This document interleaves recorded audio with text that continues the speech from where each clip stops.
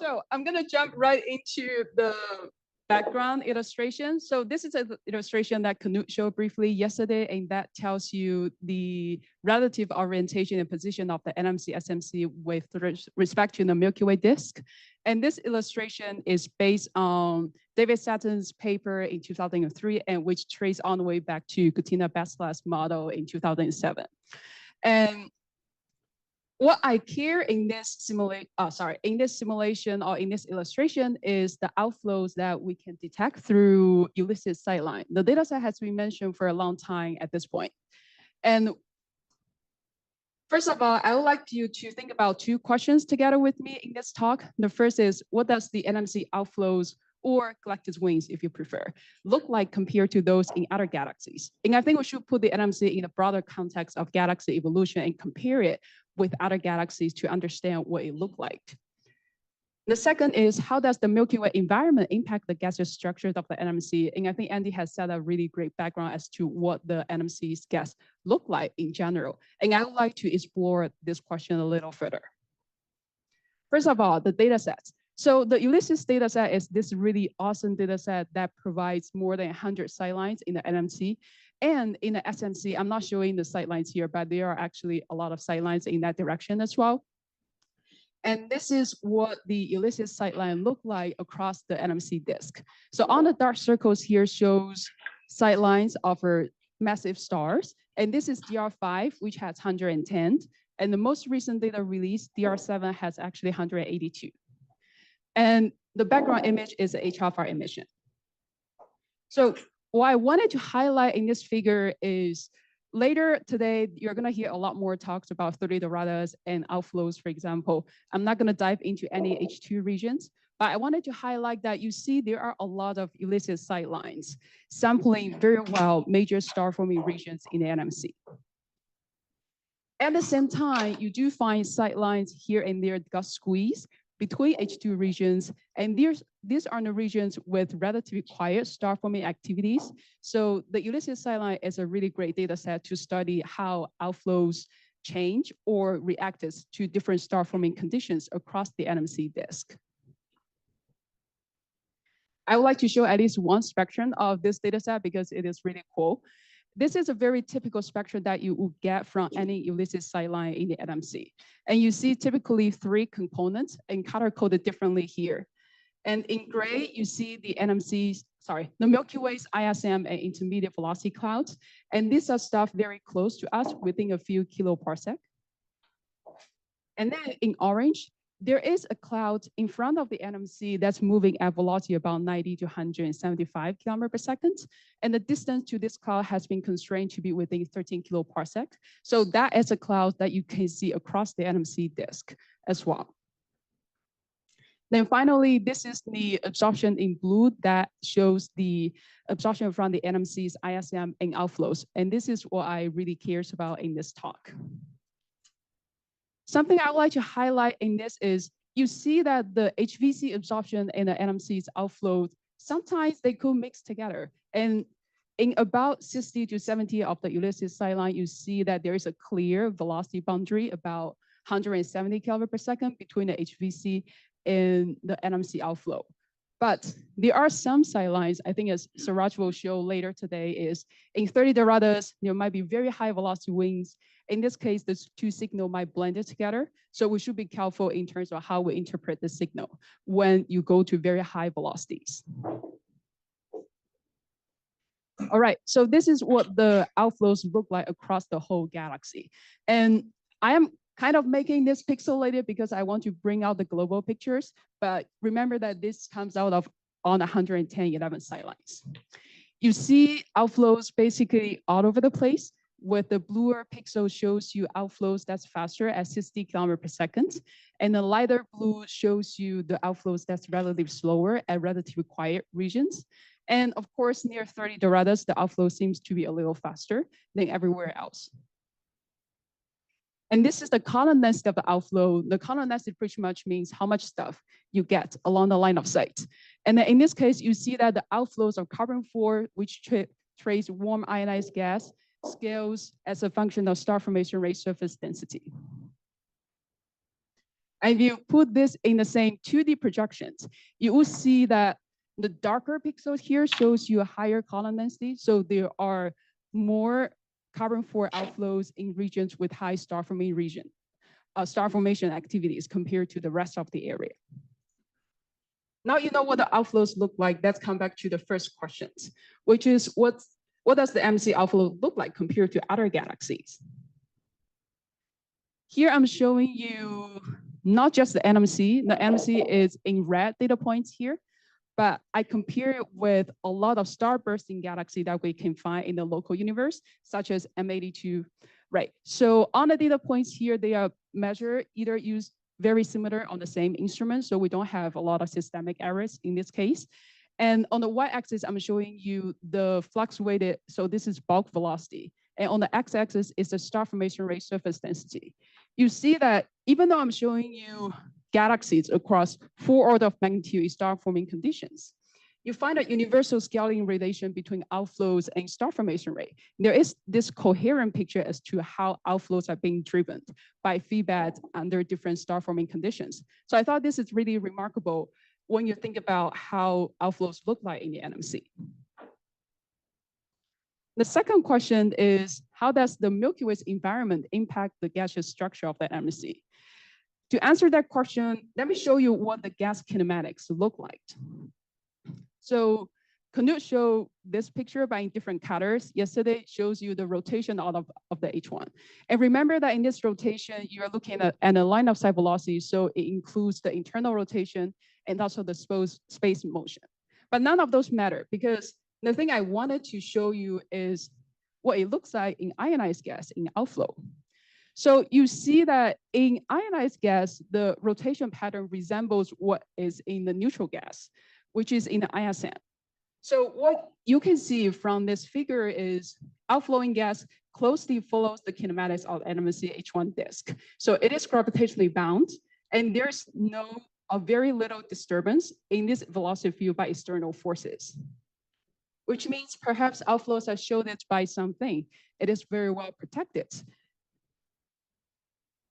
There are 2 possible scenarios. The first is what Andy has talked about, which is the NMC corona. And there are gonna be 3 talks about this, so I'm not gonna go into any details about it. But what I wanted to say though is, if the NMC has a very high mass, then its corona should be really extended, which means it extends beyond the Milky Way disk, it envelopes the whole disk. In that case, in my opinion, the NMC corona gas should mix pretty well with the Milky Way CGM and also the SMC CGM.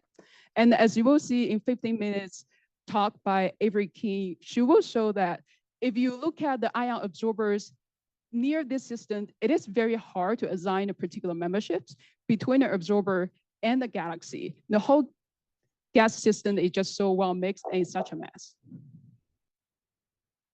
Then of course, I have my favorite scenario, which is a bulk shock. And Guttina talked about this yesterday, and you have seen this figure, which is from David Sutton. And in this figure, you can see that NMC is moving in the Milky Way CGM supersonically with a Mach number of 2. So there has to be a bulk shock, and the bulk shock could provide protections for the outflows that we see in my data set. There are tentative evidence as to where this bulk shock should be. So for example, in H1, you see this compressed front impacted by run pressure from the Milky Way CGM. And also in H-alpha emission, so this is data set by Smart et al. 2003, and you see that the morphology of the H-alpha emission actually match up with the background, which is a simulation from David. So overall, I think in both the neutral gas and ionized gas, you see this tentative evidence that there seems to be a bulk shock that has been protecting the NMC disk. So I think this is the alternative narrative I would like to provide here, which is what the gas surrounding the NMC should look like. Okay, so with that, I would like to end here. So this illustration pretty much captures everything I wanted to say. My name is really hard to search on ADS, so I provide a QR code. It is really hard to search. So if you'd like to know more about what's going on in this paper, so here it is, and I will take questions. Thank you.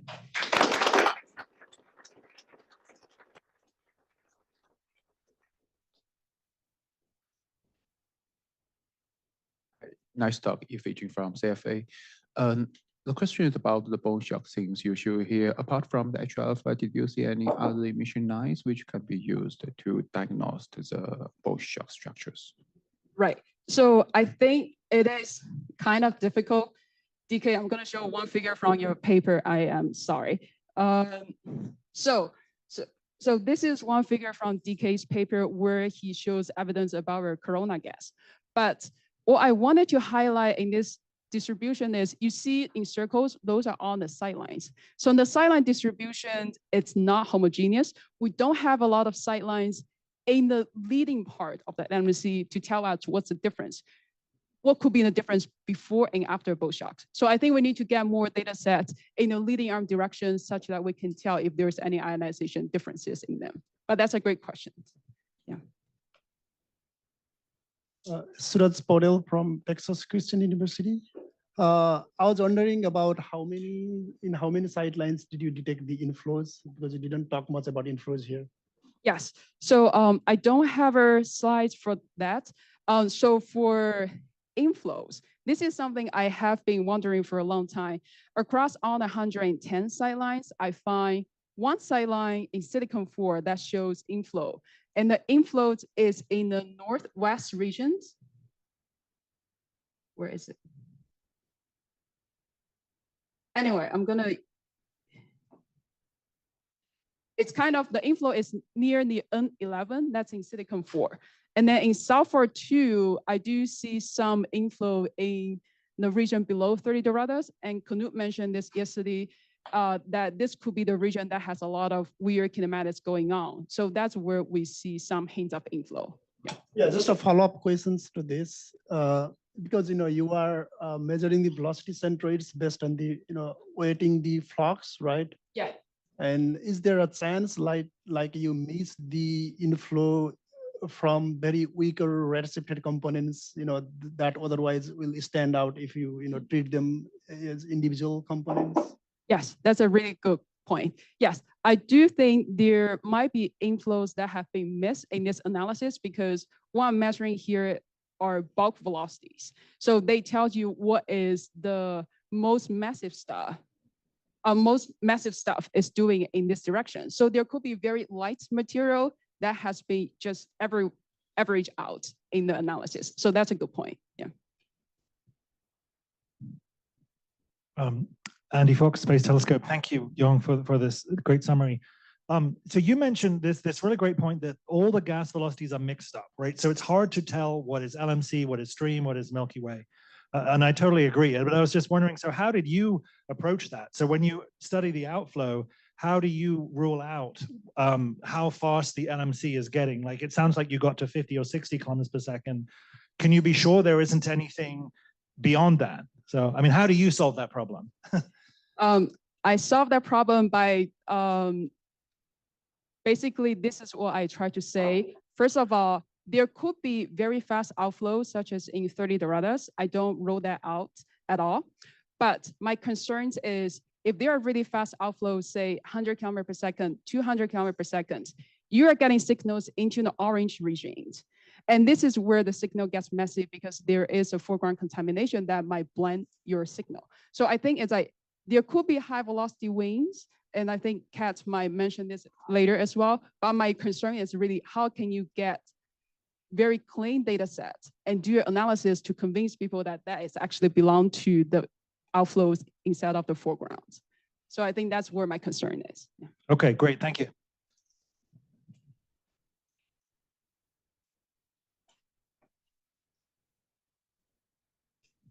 Hi, Scott Lucchini, CFA. Great talk. I'm curious about the Bauschock model as well. So, I mean, one of the motivations for the Magellanic Corona model is this large amount of ionized gas. And so I'm wondering, I know there obviously will be hot ionized gas in this shell of the Bauschock. Do you have any column density estimates or total masses that could align with the ionized gas observations we heard from Andy about? I tried to convince David Sutton to do some estimate in terms of H1 and H alpha column density. I think he's still working on those. Okay. But I think along those lines, what I would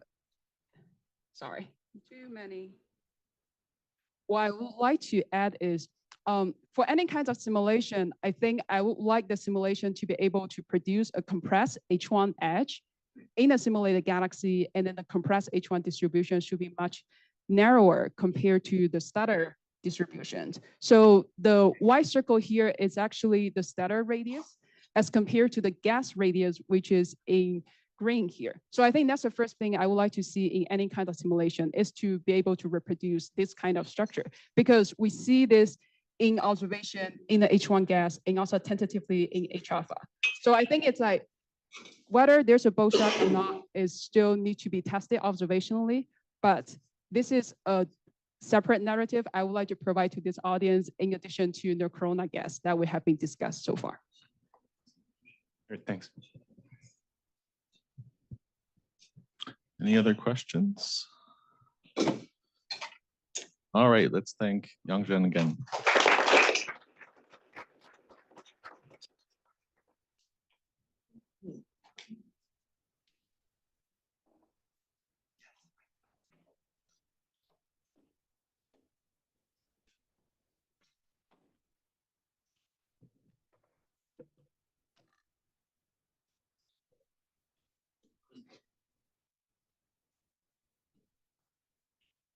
And next, DK will be talking to us about a direct observation of LMC coronal gas.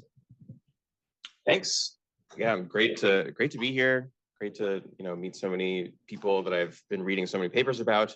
And I'm excited to talk a little bit about our detection of this coronal gas, our interpretation of it, and how that kind of fits into all of this picture. I'm DK, Dinesh Krishnarao. I publish under Dinesh Krishnarao, often go by DK. You might have seen on the agenda, my full legal name is also a slightly longer name. Just so you have all the information, it's there. In case you forget how to spell my name, you can always go to my convenient website, www.astronomy.dk, Denmark. But yeah, I'm going to basically summarize the work that I've done with Andy and several other people about the Magellanic Corona, the LMC Corona. This was done with a lot of different people, primarily with Andy Fox and his Milky Way Halo group, but also collaborators in Wisconsin and Notre Dame. So just to kind of start us off, our view of the LMC SMC. This is a picture from Chile. The big thing to think about here is that the SMC and LMC are here, they're close to us, and yes, we've also heard a lot about how the LMC is very large. It has a big mass. It's about a factor of 10 smaller than the Milky Way's mass.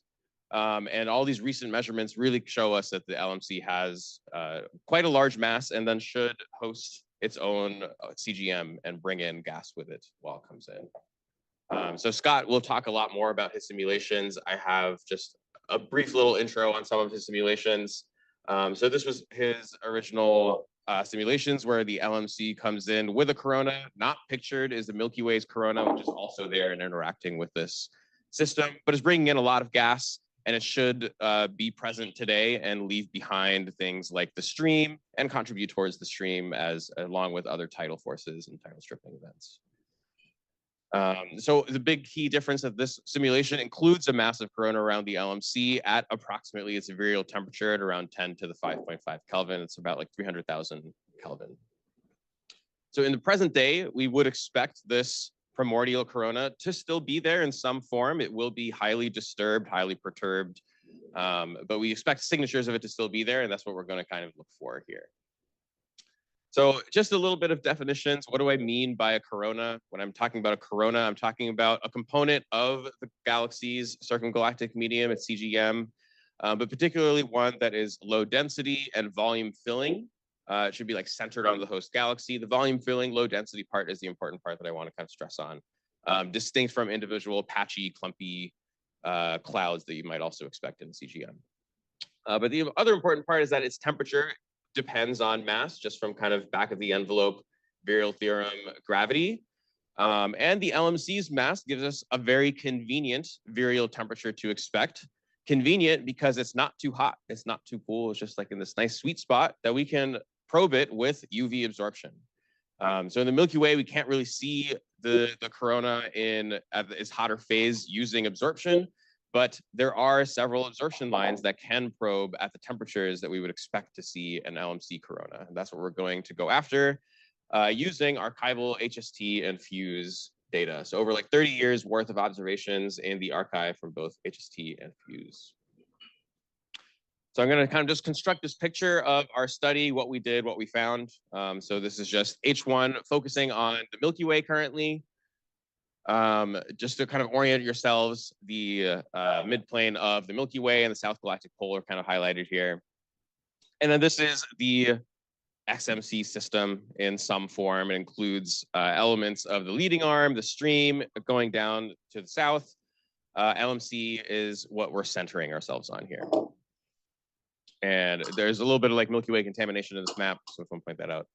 But for our study, we're looking within about 35 kiloparsecs in projection of the LMC, a region where we can somewhat attribute projected distances with some uncertainty. And just looking in the archive for anything in that region in the HST or FUSE archive. Some of these lines just kind of show contours of different projected distances just to kind of help orient yourselves. And we've identified in the HST archive and some overlap with FUSE these about 30 different sight lines towards quasars, distant galaxy sources. So we're probing anything between us and there. And through this, we've measured tons of absorption lines. We see lots of low ions, lots of high ions, lots of intermediate ions, and try and measure as many of them as we can. We focused on just COS observations for in this program at the moment, but all of these ions are there. All these ions are being measured. And our goal is to isolate XMC absorption, and it's tricky because we also see lots of Milky Way absorption. Here's just a little snapshot of what some of these spectra look like. There's a lot going on here, so you don't need to worry too much about it. But essentially, we try and only look at gas above a certain velocity threshold to, for sure, try and leave out Milky Way, CGM, Milky Way, high velocity clouds, and gas. And then we also conduct photoionization models in cloudy for each absorber, each distinct velocity component that we're fitting in our process to understand how that gas is either photoionized or not photoionized and get some physical properties of the gas, like its temperature and approximations of temperature. So we end up finding that low ions generally are very well explained by photoionization from both the Milky Way and LMC and radiation escaping from both of them. And it's around 10 to the 4 Kelvin. But most of the higher ions, so about 90% of the carbon-4 and silicon-4 that we measure cannot be explained by our photoionization model. So that's why we think it's primarily collisionally ionized. And oxygen-6 is never able to be explained with our photoionization models. So all the oxygen-6 for sure, we feel pretty confident is at least not photoionized. Exactly in what equilibrium, non-equilibrium state it is in is much more complicated. We're not sure about that. But what is clear is that there is, like Yang pointed out, a really complex multi-phase CGM thing happening that is surrounding all of the environment that we need to figure out kind of what the actual picture is. Sapna later is going to talk a little bit more about the cooler phase. So that's the photoionized 10 to the 4-ish phase. These are just the approximate temperatures we get from our consideration of different collisional, photoionization, equilibrium or non-equilibrium models of what kind of temperatures we expect for the low and high ions we measure. Primarily the carbon-4 and silicon-4 we think is at about 10 to the 5 Kelvin, and I'll come to the interpretation of that in a little bit. So through this photoionization modeling process, our goal is to remove all of the photoionized gas and focus only on the collisionally ionized gas to try and look for signatures of this collisionally ionized virial temperature coronal gas. So what I'm going to add to this plot is some color-coded points on how much carbon-4 that is not photoionized that we see surrounding the LMC environment. So this color coding, brighter, yellower points have more carbon-4, and the darker, more deep orange colors have less. The open circles are non-detections and kind of limits that we can place. But hopefully what you'll kind of generally see here is that there's a lot of carbon-4 close in, and it drops as you go further and further out. To better visualize this, here's a radial profile that we're trying to construct. So projected distance on the x-axis, column densities of different ions on the y-axis. And here's what those carbon-4 points look like. We've done a few different statistical tests to kind of confirm if we do or do not see a radial profile, and we feel pretty confident there is at least a radial profile in the simple projected distance metric with carbon-4 and also with silicon-4. And in a few of these sightlines where we have overlap with fuse, we are able to measure oxygen-6, and we see a similar radial profile with the oxygen-6, though that's only based on 6 total sightlines where we had high enough signal to noise to make those measurements and overlap in the archive. But we see this kind of radial profile that's centered on the LMC. This CGM gas that we're detecting is very aware of the LMC. It's at the velocities associated with the LMC. So we think it's for sure associated with the XMC system. Its exact origin in 3D place is much less, harder to figure out. And that's why we're kind of hoping to hear more from Scott on how we can do that. We also see a similar radial profile in the photoionized gas. And I think Sapna might talk more about that and how we can better interpret that. But the big question is, are we seeing coronal gas or just a complex CGM? Our interpretation based off of all of the ions, all the modeling that we've done is that we have a slight direct and mostly indirect detections of this coronal gas. We think we have the LMC, SMC, and Milky Way in this complex interplaying picture. Behind all of the scenes of all of this is a hot 10 to the 6 Kelvin Milky Way corona. The LMC, SMC are bringing in a big CGM with lots of like 10 to the 4 Kelvin, cooler, clumpier clouds. And then around each of those are interfaces, which is primarily where we think the carbon-4 and silicon-4 is at 10 to the 5 Kelvin. And those interfaces are happening as a result of this LMC corona at around the 10 to the 5.5 Kelvin virial temperature. That is where the oxygen-6 gas that we see, that's where we think the oxygen-6 gas is. And so just to summarize, we see oxygen-6 absorption that we think is directly tracing this LMC corona, photoionized 10 to the 4 Kelvin gas all over the place, and interfaces of carbon-4 and silicon-4 that's at some transition between those two in turbulent mixing layers and that kind of thing. We see this radial profile, and that helps us associate it with the LMC, and there's a large ionized mass in this XMC CGM of around like 10 to the 9 solar masses of gas that is bringing in with the system. Thanks.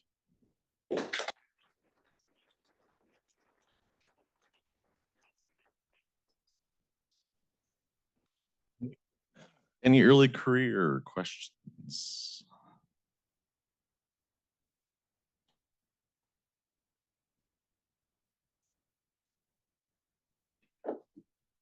Silly question, what are the white points in the plot? I think there are also non-detections, if I am remembering right. Yeah, the open points would be non-detection. Okay. So lower. So there are lower limits. Yeah. Upper limits. Upper limits.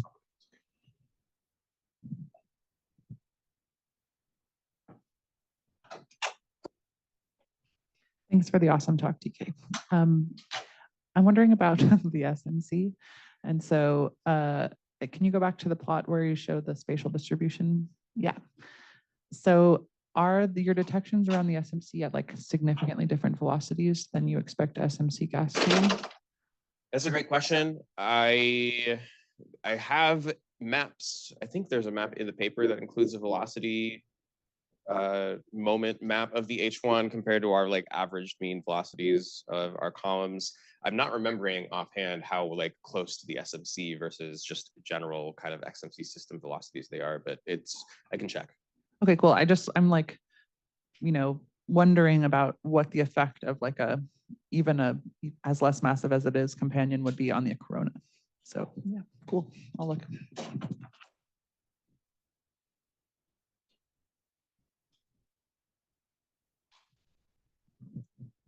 Yeah, Margaret, Texas Christian University. So DK, what I'm wondering is that as we know with the Magellanic Clouds, the systems are complicated. There's a bunch of tidal stuff, there's the wind and all those other things. Could you talk a little bit about how you're like avoiding all that other crud to get the halo part? Yeah, it's hard. We're kind of relying heavily on like cloudy photoionization models to help us like remove what we think is maybe what you're calling the crud, the 10 to the 4 Kelvin gas. I think Sapna's doing a lot to better understand that, and that's there's a lot of like rich physics and interesting things happening there. At least for this work, we tried to look at everything except that. So we like explicitly tried to remove as much of that as we can and focus on this collisionally ionized phase, a more diffuse phase, or interfaces. And there's lots of turbulent mixing models that like agree with the general picture that we would expect these interfaces. It's just hard to understand what is the interface with. Is it with a Milky Way corona? Is it with an LMC corona? Hard to tell. Oxygen 6 not fitting with either of these like pictures is why we think that it should be there, and it's there. I bet you had all kinds of fun velocity cuts to exclude different regions. Yeah, we played around with lots of velocity thresholds. Oh, yeah. It's a fun time.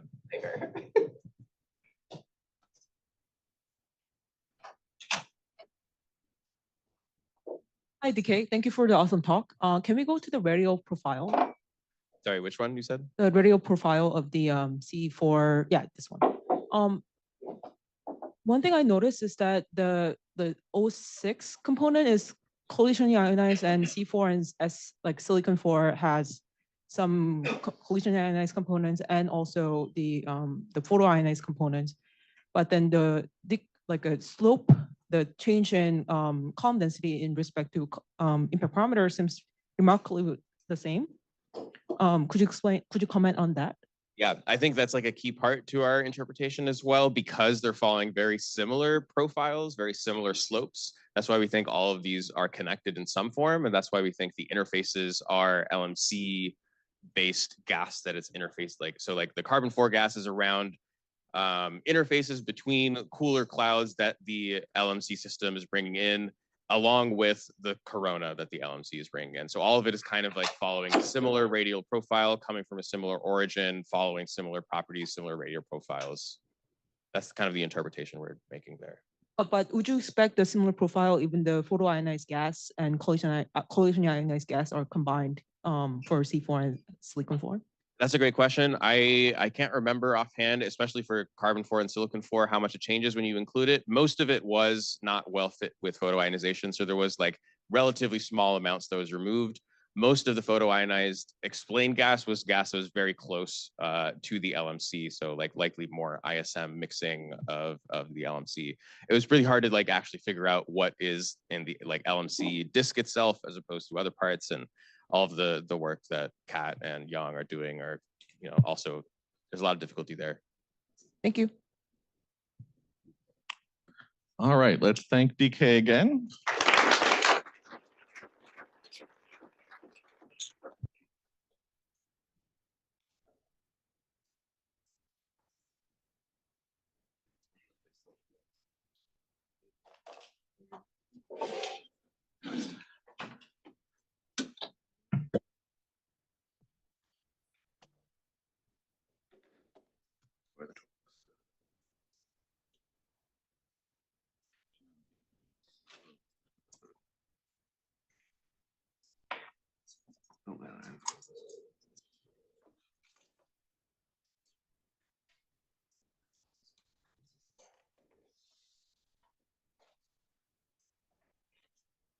All right, and next, Chris Clark from Space Telescope and ESA will be talking to us about evolution in the dusty ISM across the local group. Thanks very much, and thank you for having me. This has been a great meeting. I'm going to move in the middle to try and be evenly split. So I'm Chris Clark. I'm an ESA Aura astronomer at Space Telescope Science Institute, part of the horde that's come up from Space Telescope. This work has been done with these collaborators, Julia Roman Duval, Carl Gordon, Caroline Bott, and Matthew Smith, and it's been published in a couple of papers, the most recent last year. And this work concerns the dust-to-gas ratio. I don't have a clicker. I like the dust-to-gas ratio because it probes all sorts of aspects of a galaxy's chemical evolution. It tells us about the enrichment, the interstellar environment, the gas reservoir, the star formation history, all sorts of things. Our broad understanding is that dust grains grow in the ISM by accreting metals from the gas phase. Then when you're in less dense ISM, dust grains are destroyed thanks to shocks and hard radiation. This means we expect the dust-to-gas ratio to go up in denser regions, because it's easier for dust grains to accrete metals from ISM that is denser or has more metals in it. But this is, once we understand these general thrusts, the details of this cycle of how metals are cycled between the dust phase and the gas phase is still a very open question. We heard more from that from Annalisa earlier in the week. But the Milky Clouds are perfect laboratories for trying to understand this. Here we have in red, we see gas from H1 and CO, and then in the blue and the green, we have far infrared dust emission, and we have such fantastic spatial resolution here, which also means we have fantastic density resolution. We can span multiple orders of magnitude of density in the Milky Clouds, which makes them perfect for tracing density-dependent physics, like the dust to gas ratio. So here the far infrared data comes from Herschel, which in principle is the ideal telescope for doing this sort of work. In practice, Herschel had a bit of a problem in that in order to remove instrumental artifacts on large scales, the data got heavily filtered. And the diffuse large-scale emission that got filtered out was systematically associated with low-density ISM. Here we can see that by comparison from Herschel on the right to old low-resolution IRAS data on the left, and the various darker regions you can see around in the Herschel data are where this diffuse low-density dust emission has been filtered out.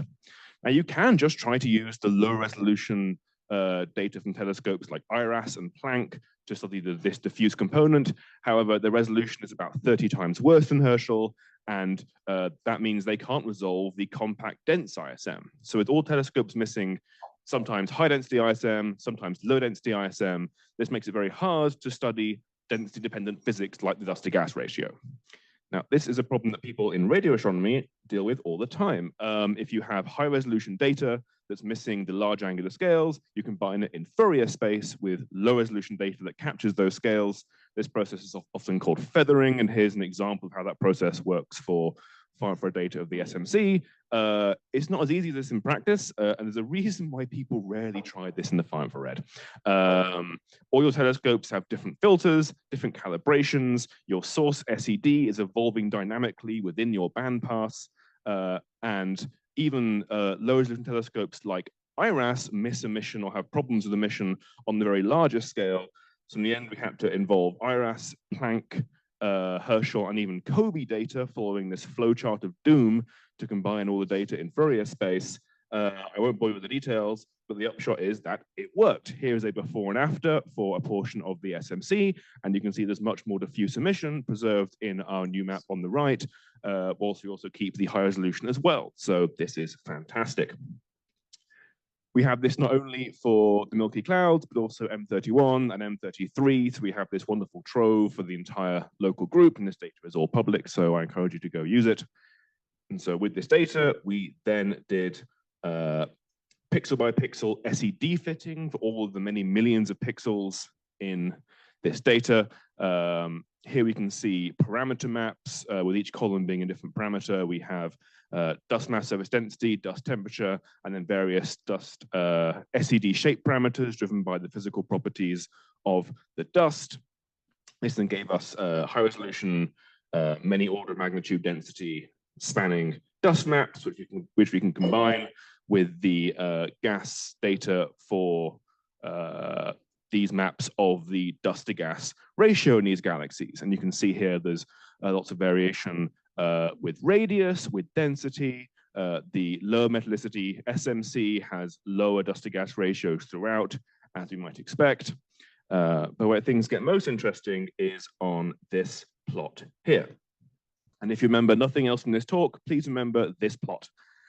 Here we have gas surface density on the x-axis versus dust to gas ratio, specifically dust to hydrogen ratio on the y-axis. And for each of our galaxies, we've binned all the data into narrow bins of gas surface density. And there's a few things to note here.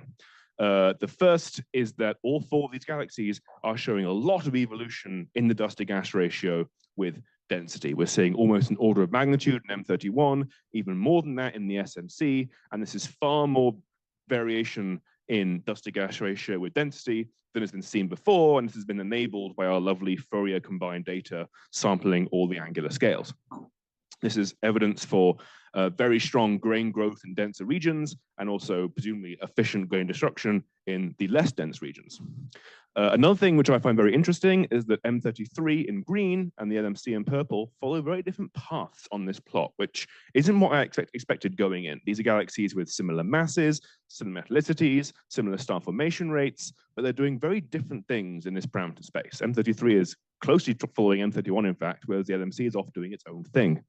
But perhaps the weirdest thing on this plot that I imagine some of you have noticed is that for M31, M33, and the LMC, the dust to gas ratio goes up and then turns over and starts going down again at the highest densities. And there is no physical reason we would expect this. We'd expect the opposite. In fact, here are these dashed lines are showing simple chemical evolution tracks from the Asano 2013 framework, showing roughly what you'd expect, where you expect the dust to gas ratio to kind of ramp up and then plateau when some maximal fraction of the metals are locked up in dust grains. We would not expect a turnover. There is a very exciting 8-page appendix in last year's paper exploring possible reasons for this. If the referee's in the room, I apologize. We explored a whole bunch of reasons and could rule out most of them. And we think this is a combination of dark gas, artificially inflating the dust to gas ratio at intermediate densities, and also an impact from as dust grains grow and have different composition in the denser ISM, this changes the dust mass opacity, the dust mass absorption coefficient, also therefore changing our estimates of the dust mass and skewing them down at higher densities. On a related note, we have another reason to suspect we're seeing different dust properties in different environments in the SMC here. So we use our far infrared to get our dust to gas ratios, but you can also get completely independent dust to gas ratios from UV absorption line spectroscopy. People like Lisa do this. And for the SMC, there's actually a bit of disagreement between our far infrared dust to gas ratios in orange and the UV values in black, which are from Julia van der Waals' paper a couple of years ago. We know that the dust in the SMC has different properties than the dust in the Milky Way. We know it has different absorption characteristics and extinction. We know it has different elemental composition. So we should reasonable to expect it will have different dust mass opacity, different emission characteristics. Here, these dust to gas ratios were calculated assuming just a normal Milky Way dust emission properties. And so if the dust mass opacity of the dust in the SMC was 3 times offset versus that we see in the Milky Way, then all of a sudden the UV and the far infrared line up quite neatly. And given that we'd expect the dust in low metallicity to have different properties, it's nice to start to be able to get empirical constraints on exactly how, which have been a little bit lacking up until now. The caveat here, which is a caveat to a lot of these talks, is that there are line of sight complications here for the SMC, which could be skewing this. I hope to get around this using data from the Skiller program, which Claire mentioned earlier, this fantastic HST imaging program doing star-by-star extinction mapping, because the extinction values from that will provide an independent tracer of the ISM density, the dust density, and by comparing that to the far infrared, we can then independently calibrate how the dust mass opacity is varying with density in the Milky Cloud, which will be enormous fun. Also, we have very cool stickers of our logos, so please bug Claire for those. And so I will wrap up there with 6 seconds to spare. That's not bad. And so I will just throw up my conclusions here. Please grab our data, poke it, use it. We would love that. We also have all the model fits and the code also available as well. So I invite you all to make use of those, and thank you for listening.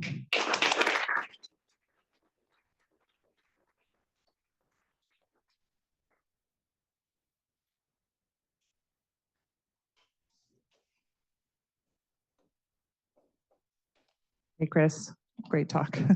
I love this. I wonder, you might have said this already, and I might have asked you previously, but what is the effect of resolution on the deep projective hydrogen surface density measurements that you're making? So like, would that affect the M31 and M33 plots or curves which look very similar? Yes, we tested this. We took the observations for the Milky Clouds and then degraded them to make them look how they would look if they're at the distance M31 and M33. I have that somewhere in my massive bonus slides. Aha, there we go. So here you have the plot we saw before. For the LMC and the SMC in orange and purple, the X's show the data you saw before, whereas now the points show the same plot from the degraded data, and things are remarkably unchanged. We can't probe to quite such high density in the Milky Clouds when they're degraded that far away, but the overall trend remains unchanged, which I was not expecting, but it's surprisingly robust. So I don't think that is. Right. No, this convinces me. I wonder in the case of the SMC if you need even higher resolution to get to. You always need higher resolution, although the fact, you know, we're not going to be getting a higher resolution fine telescope for a while. So we need those extinction measurements. Do more sealer work, please. Thank you.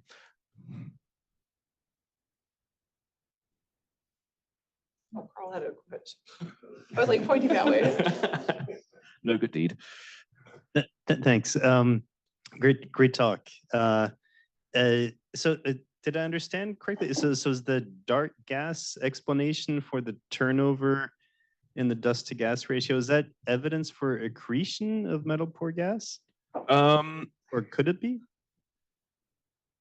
Not necessarily. All this is that we have other lines of reasoning for knowing at which densities we expect dark gas to be most prevalent, and for M31, that's about here, and that effect will be there'll be gas will be missing, and that'll be artificially driving up our dust to gas ratio, effectively causing a hump at those densities there. So that dark gas can pretty much entirely explain the turnover for M31. It can't manage it entirely for the LMC, so we also have to invoke gradient evolution for the LMC, and it could also be at play for M31. But we can't say anything too specific about the physics of what we're tracing, only that this explains the turnover partially.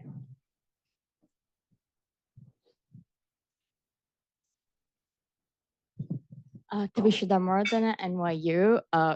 Great talk, Chris. Also more dust, so very exciting. My question is, have you sort of thought about what the 3D effects of this might be? I'm sort of wondering because related to the like star formation region work that we do in the Milky Way, we see very big differences when we take the 3D versus the 2D effects. So how would this sort of spread? You have the whole galaxy, so yeah, how would this thought about / been haunted by the effects. So this is most problematic for, especially here for the SMC, because when you have these deep 3D line of sight, you could have the gas that's totally unassociated with the dust. And so the dust to gas ratio becomes a kind of worrying thing, and that will become more problematic at lower densities. And so this offset might be from dust grain evolution, but it could just be because at higher densities, the line of sight effect probably becomes less of a problem because dense gas is more likely to be associated with dust around it. And so that's an issue. We also suspect there might be dark gas effects here as well. And so Julia thinks dark gas is the main effect here. I think it's the line of sight projections effect mainly here. So this thing is all a bit fraught. But yeah, the 3D structure is something which is always hard to deal with in dust. But again, Skiller could help fix this by getting distances to dust structures. So I'm just lumping all my hopes onto Skiller at this point. And Lisa Techia from ISO. Very nice, thanks. So if you would scale the dust to gas ratio now here for the SMC, would it get closer to the LMC, or would you also expect to scale everything up, like your measurements for the LMC as well? The LMC values for the far infrared agree pretty well with the UV. So here we have a similar plot. You can ignore the red points here. The far infrared is in purple, the UV is in black, and the average offset is 15%, which for far infrared land is flawless. So I'm willing to accept that the UV and far infrared dust to gas is an agreement for the LMC. So it should bring the SMC closer to the LMC because the LMC doesn't move. Thanks. Thanks. All right. Let's thank Chris again.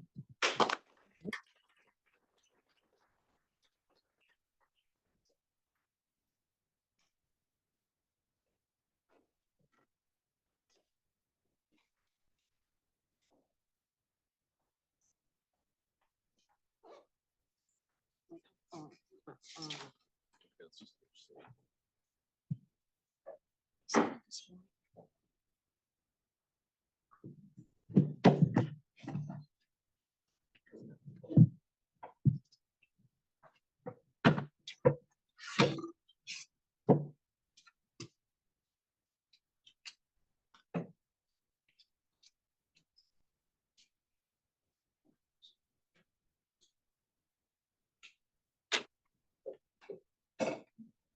know what's wrong.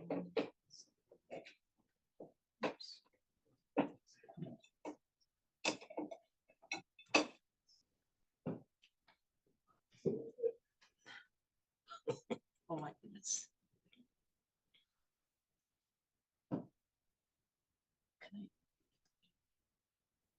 Oh, the title is gone. Oh my.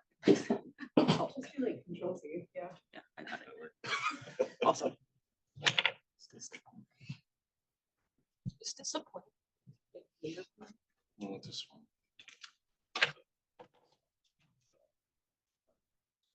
Awesome. All right.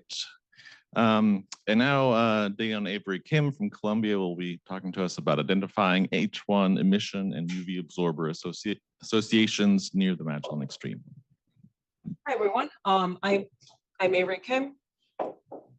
I'm a grad student from Columbia. I want to talk about this project, identifying and quantifying the association with the stream. This work has been done with the collaboration with Mary Putman from Columbia and Young Zing from RPI. We are living in this exciting era where more and more high quality data is coming in. Having lots of data is always better than having less data. But we have to be careful and make sure that we understand the data in order to extract useful science out of it. So there are two questions I'm asking in this project. The first one is, how can we make sure that the data is really associated with the structures that we wish to study? And also, is there any way to quantify these associations so that different groups can have more standardized way to compare the association results? To answer these questions, we choose Magellanic Stream as our test bed. In this plot, I am showing you 3 different types of data sets, all color-coded by velocities in the LSR frame. The first type of data is H1 emission data from Nidever et al. 2008. It is a Gaussian decomposition of H1 left survey.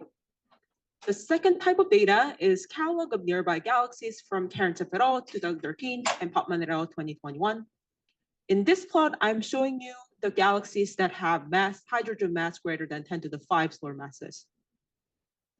The last group of data that we adopt is quasar sightlines.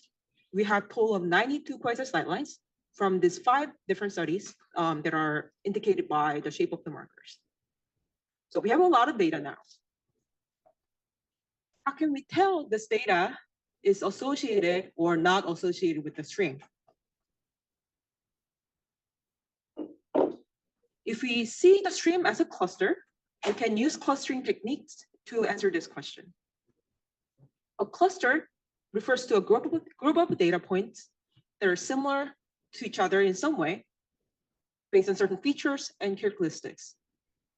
So the 3-dimensional complex H1 emission data can be simplified into the pictures, simpler pictures on the right-hand side, where the dots are indicating the data points and the circle indicates the model of the cluster. In our case, the model of the stream. So everything inside of the circle, the red dots here, will be identified associated, and everything outside of the circle will be identified unassociated. The challenge is finding this characteristic radius that defines a cluster, a stream as a cluster. To move forward with the clustering techniques, we need something to measure the distance. A ruler that is calibrated with the stream, and a ruler that knows about the characteristic scales of the stream. So those are the 2 main components that we are going to fill in our ruler with. Oops. spoilers.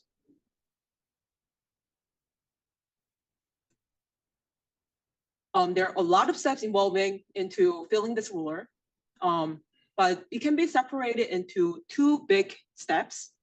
First, we build a scalar ruler based on computing the distance between one element and the whole stream.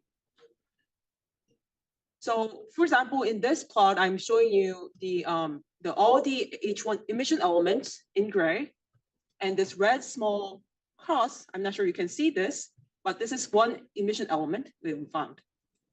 When we say that we measure the velocity distances, what we do is we get the velocity distribution of the whole stream, and we also get the velocity measurement of this one emission element, modeled with Gaussian, centered at its central velocity with the width defined by its dispersion. We compute the distances we call Wasserstein distances between these two distributions. The Wasserstein distance measure optimal transfer between one distribution to the other. So we compute when we say the velocity distance, velocity global distance, it means we compute the distance between these two distributions. The H1 emission has velocity and spatial component into it. So we have two types of distances, velocity and spatial distances. Since we are measuring the distance between one element to the whole for this first step, we call this global distance. So we repeat this exercise and get the global distance distributions on the top center plot.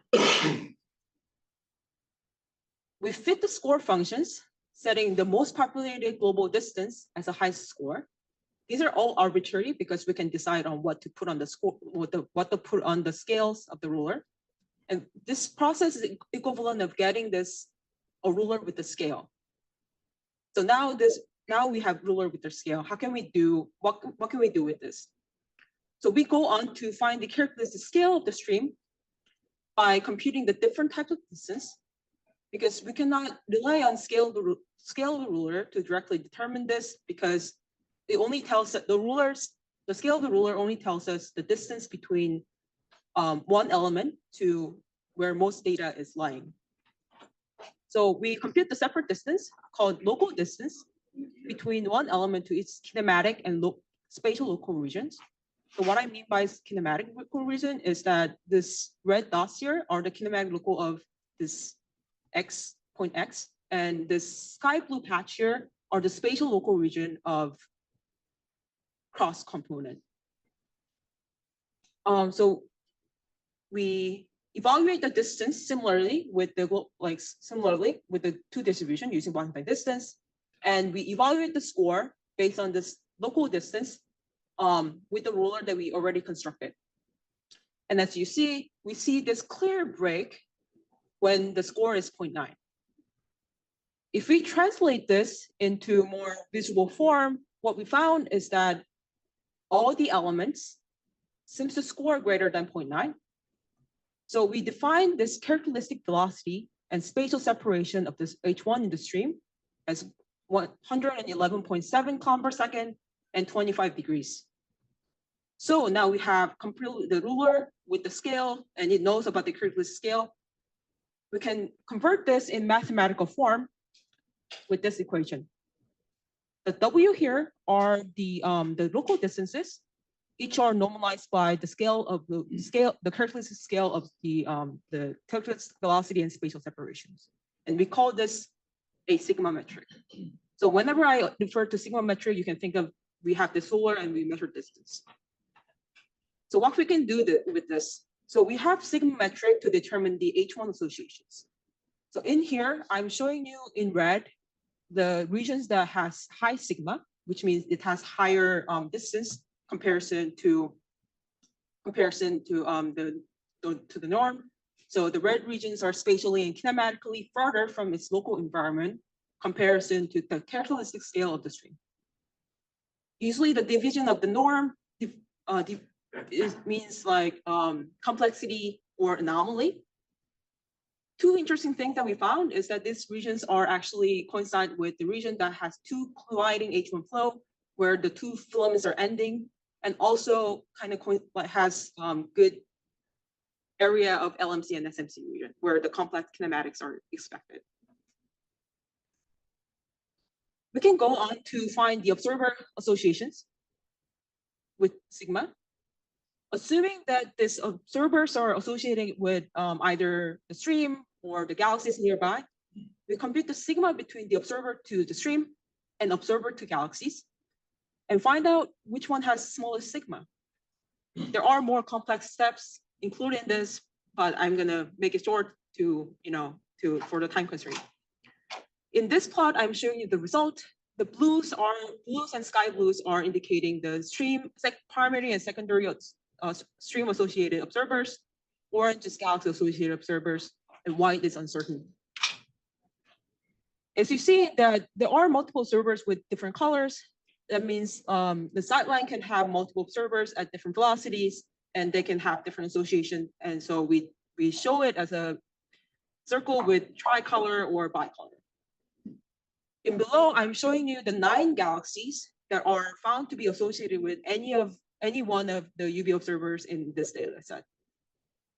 What we found is that the probability of the stream association drop as a distance to the stream as it increases from the core of the stream.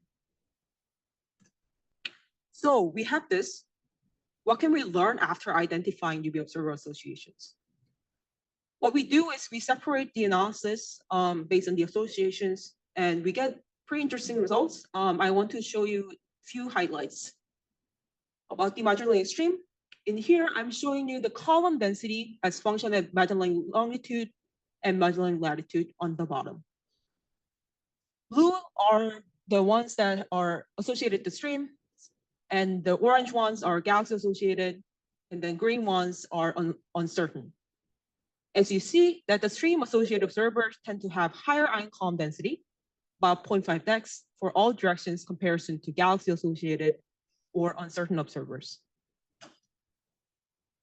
We also find the interesting trend in ion ratio.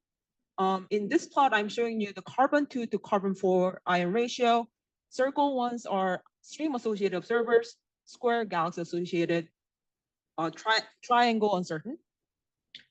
And as you see that the circles get bluer towards the tail, which means the stream is getting more ionized towards the tail, which were noted by many other studies before. And change in ratio as a function of Magellan longitude is more prominent for the stream associated observers compared to other categories. We also can do something with the galaxy associated observers. I'm gonna briefly highlight the radial trend for M31 and the cloud associated observers. In this plot, I'm showing you the column density as a function of impact parameter with respect to M31. This orange and the red squares are indicating the M31 associated observers at different ions species. And the blue ones are indicating the stream associated observers near this area. We found that there are 2 separate trends exist for M31 and stream associated observers. M31 tends to decrease, M31 associated observer tend to decrease in column density as function of the radial distance to M31, whereas the column density of stream tends to increase.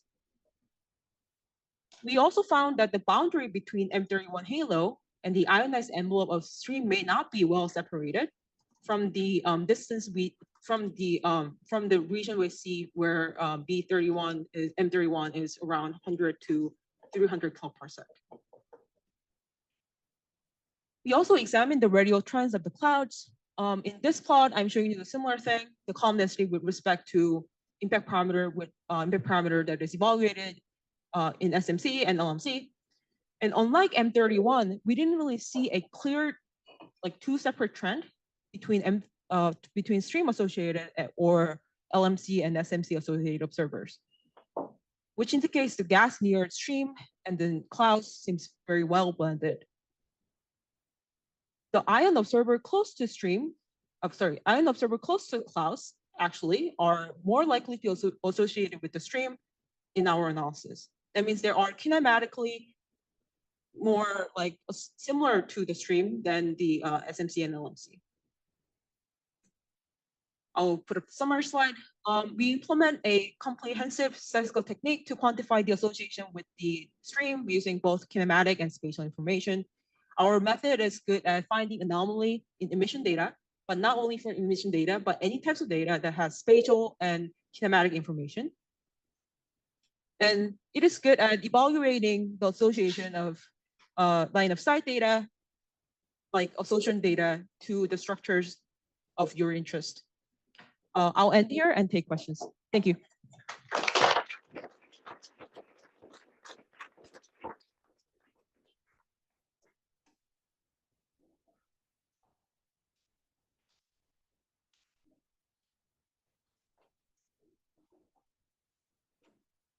Thanks, Avery. DK from Colorado College.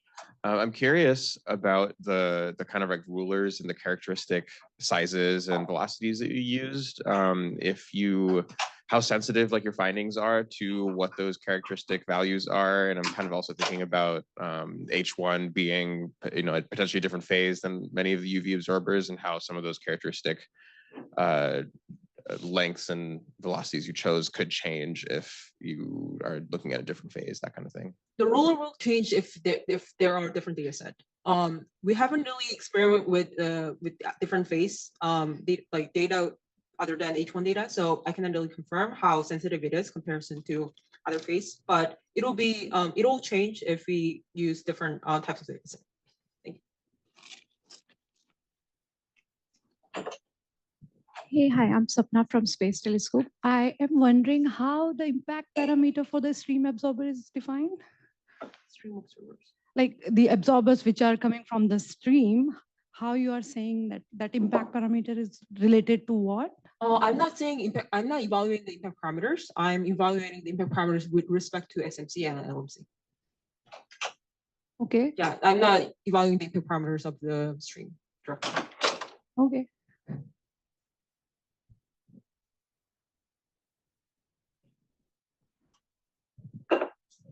April Horton, Texas Christian University. A very interesting technique, Avery. I was wondering if you have tested it with like gas or gas cap H1 emission and whether or not that changes anything relative to like the lab emission that you were using. Yes, it'll change. It'll change in the region where it is less surveyed in like lab H1, but this is based on the particular data set, but this ruler is very flexible, so you can adapt to any data set you're interested in. Thank you.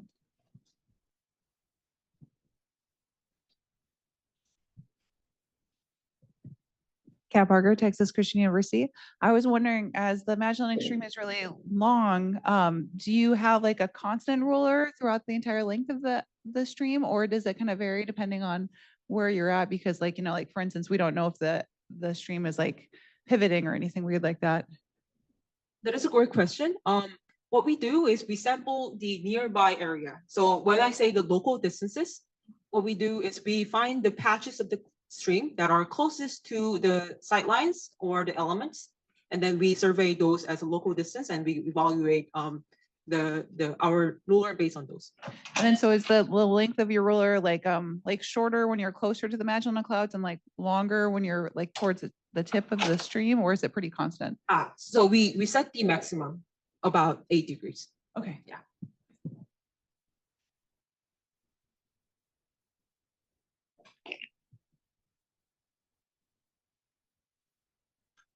Any more questions? All right, then let's thank our speaker again.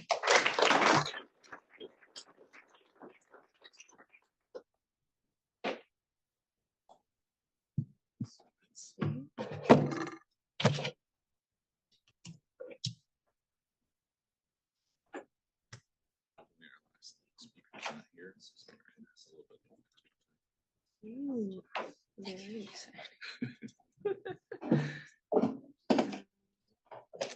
What?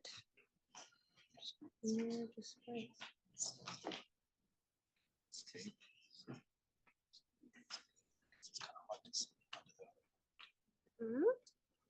All right, and is this quicker or?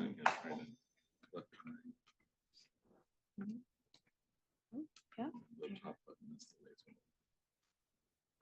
Oh, the happen? Oh, okay, thank you. Figured I'd get that out of the way beforehand. Okay. I'm left-handed, so I'm gonna hold it. All right.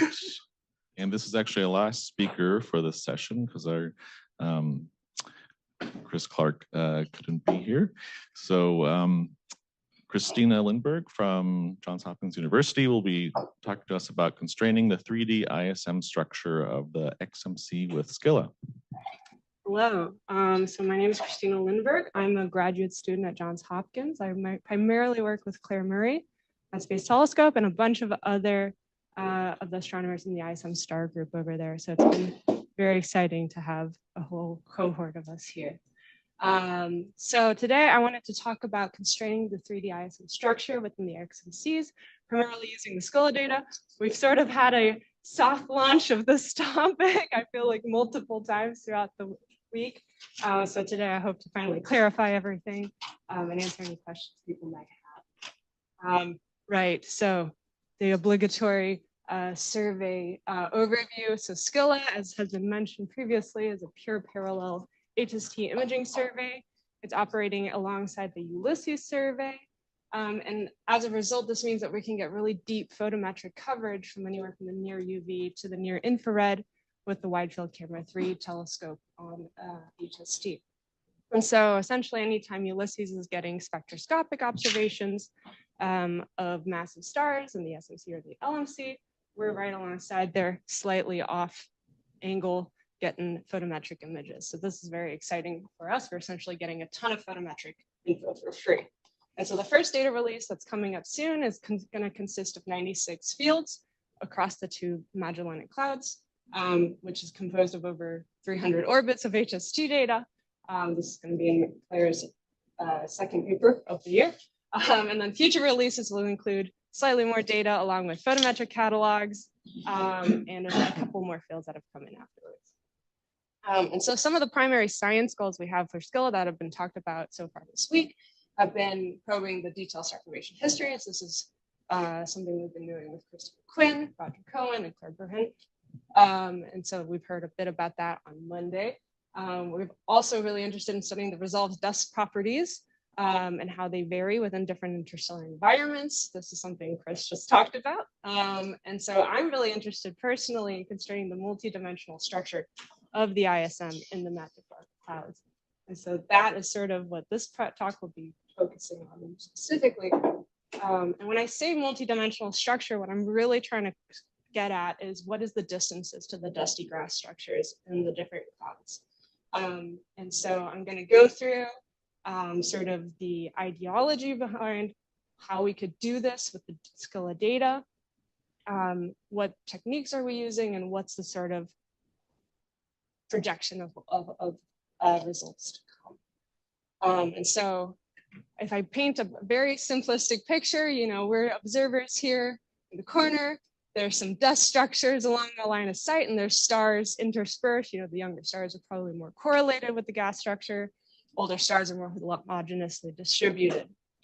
And so if we probe a field or along a line of sight through these dust structures, we expect that the stars at greater distances to have higher extinction versus stars closer to us to have less extinction. And so if we're able to obtain distance and extinction measurements to all of these stars, we should be able to then see a slight increase in extinction as a function of distance over time. Or not over time, as a function of distance, just in general. And so from that, we should be able to figure out where the dusty gas structures are. This is very similar to 3D dust mapping that happens in the Milky Way, with the caveat, of course, being they have way more stars and they can get distances via parallax. We cannot do that. So we have to get a little more creative with how we're even going to go about getting, especially this distance metric. So the way we're going to do that is with a tool called the Bayesian Extinction and Stellar tool, also lovably known as the BEAST. And I'm going to go through a very brief overview of how the BEAST works, just to get everyone oriented. So let's say that you have 6 photometric observations of a star spanning from the UV to the near infrared. The BEAST then essentially composes a massive grid of initial mass, age, metallicity, and distance ranges, and tries to fit sort of what is a good estimate stellar model. It then also constructs a bunch of dust models, which we can define using an extinction parameter, grain size, and extinction curve. So we can accommodate for the fact that the SMC has a different extinction curve than the Milky Way. We can then apply those extinction effects to the stellar SEDs in order to get optimal fits and quantify the likelihood of each of these different combinations of models.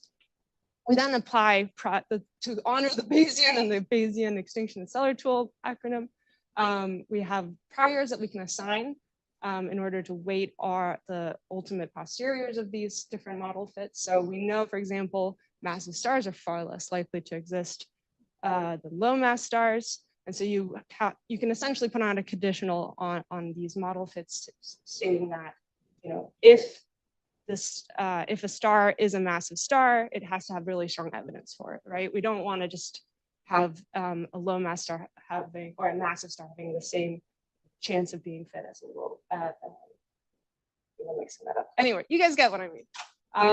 So from this, we get essentially a 7-dimensional posterior. We can marginalize this, get 1-dimensional posteriors for all of these different model parameters, especially the distance and extinction fits, which is exactly what we were looking for. So the caveat with all of this is, of course, that there's many things that can influence the observed spectral energy distribution of a star.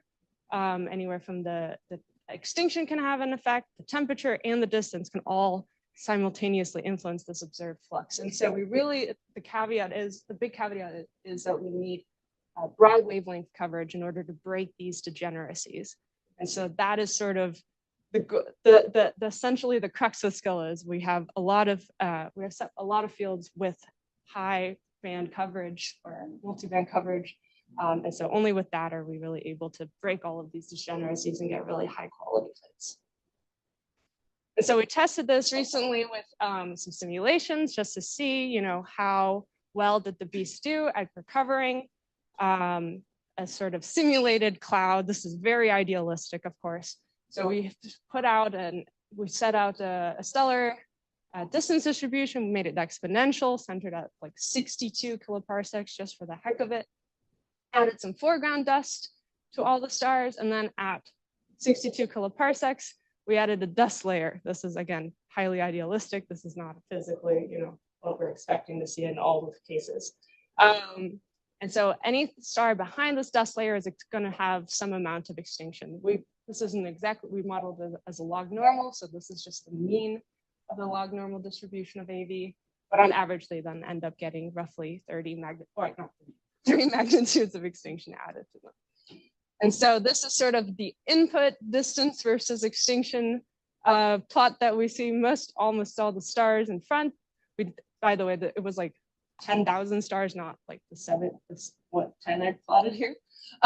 But so we plotted, or if you look at a 2D histogram of all of this, you can see most of the stars in front of the cloud have an extinction of 0.5, and then at the 62 kiloparsecs, at the cloud layer, it jumps up.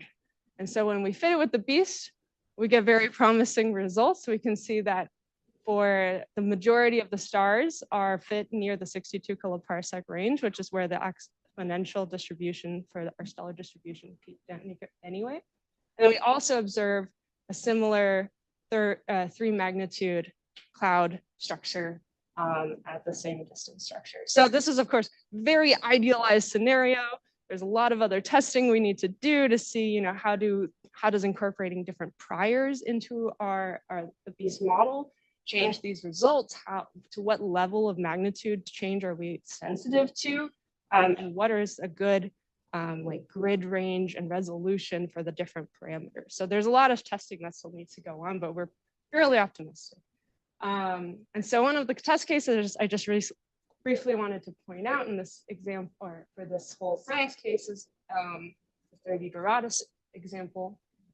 So Claire showed an image similar to this for Scilla, but for the SMC, here's the same image for the LMC, which has all the different Scilla fields, and they're colored by the number of filter coverage they have. And as you can see, there's a cluster of targets down here. These are all sort of associated with the 30 Doradus region. You can see we have very high filter coverage in this area because there's a lot of massive stars and there was a lot of observations taken with Ulysses here. That makes sense. And so at one point I was just randomly looking around on MAST, seeing where it was, what fields, what numbers did these correspond to, on an actual science image. And I constructed 3-color images for any field that we have at least 3-band coverage for. And so I randomly decided to start photoshopping them onto this broader image. And when you zoom in, it looks way better on my laptop, by the way. You can see that there's an incredible amount of structure and molecular, filamentary structures and features that we see in the 3-color images, but also in the background images. The background image is from the Hubble Tarantula Treasury Project by Lena Sabi. So big credit to them for this beautiful image in the background. But one of the fields we're especially excited about is this LMC22. It has 6-band coverage. And it just so happens to be sitting right on top of a bunch of CO observations from Tony Wang et al. 2022. So we are essentially very excited to compare what the different velocity structures are in the Scylla field, how they correlate with the different stars that we see, and if we can constrain them the distances to the different structures within that. And so we've done, this is very preliminary work, everything here, massive grain of salt, right? This is within the last month or so, we've started working on this kind of stuff. But essentially this is the Scylla 3-color image we saw of this 6-filter field. And over on the right-hand side is the CO velocity map that we expect. And so we can see 2 very clear structures or 2 different velocity components. There's a high velocity component to the right and a lower velocity component to the left with some very, sparse, like clumpy or smaller clouds in between. And so we took a look at what stars were, along the line of sight of different CO observations were essentially lying on top of it. And so these are colored by the cyan points were all the sources in our Scylla fields that were associated with the high velocity component, magenta, all the Scylla sources that are associated with this low velocity component. And so we wanted to take a look at, well, what are the different distance fits? All these sources have beast fits, right? We've run that through. We wanted to take a look and see what are the actual distance structures like to these different 2 velocities. So again, this is all very much work in progress. We sort of defined the 2 bins by just looking to, is it on the left or the right-hand side? Because this is a very bifurcated field. But if you look at the histogram of the distances, these distances as a function of, which bin they're in, and you weigh it by the integrated CO emission, you can see very interesting features, essentially telling us that these 2 structures might be separated by as much as 3 kiloparsecs along the line of sight. And just as a null hypothesis test, you can also split it along the declination axis just to check. And we see, now the peaks are very much aligned on top of each other. There's not much of a difference in signal anymore. And so, of course, this is all very preliminary. We have way more testing and and work to do on how we can measure these different distance features. I'm very excited to be, in collaboration with a lot of people on working on this sort of stuff. And so, future work, just to summarize, for Scylla fields in star-forming regions, I'm excited to be looking at obtaining distance fits to the individual structures. I'm really personally very excited about massive stars. And so comparing the locations of massive stars, seeing if there's any feedback effects. I've thought about this a lot in the context of M31, so I'm excited to be moving this even closer. And we're excited to learn a lot of just cool stuff about these star-forming regions.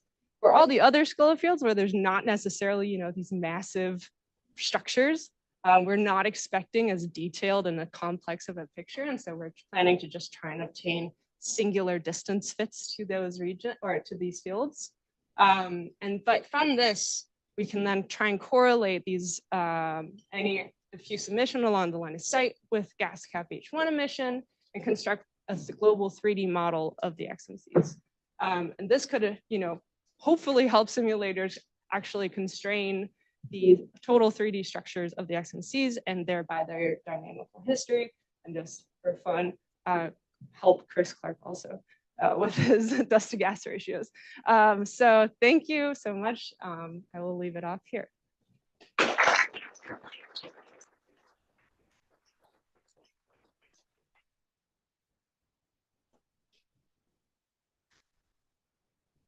Nice talks, Ifeijing from CFA. The question about the technique you use. What's the uncertainty of the distance you measured from this method? How large the uncertainty is? So from the beast measurements? From the dust. Yeah. So of course, on an individual basis, the uncertainties on each star is actually pretty large. It's, sometimes can be up to several kiloparsecs uncertainty, just because that's all suitable models. But when you look at it, so this is the crux, right? You need like more broad statistical information then. So really, we're not going to be able to say, this star is at this distance, but we can say this group of stars is in general, closer in distance than this group of stars, and that in itself is still statistically significant then. So.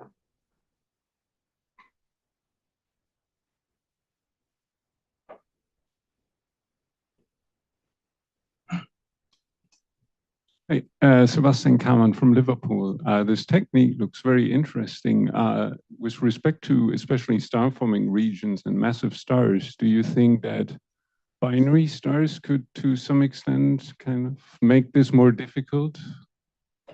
Definitely. This is actively one of my task items for the Beast is implement binary models, but when you find the time to do it, that's always the question. But binaries are definitely sort of, especially for massive stars, right? Their binary fraction is very large. However, in order for the observed spectral energy distribution to be perturbed enough, you need a certain mass fraction. And so I've done some calculations at some point that sort of helped assuage any fear, but essentially, like, if you have two massive stars that are, binaries, then sure, that's going to mess up and their fits are going to look bad. And we definitely saw evidence of that in M31, where there was a ton of beast fits made. But hopefully in the LMC and SMC, they're closer, so we should be able to resolve a little better, but also we're not expecting to see nearly as many stars, right? Like, we can make more accommodations. Yeah.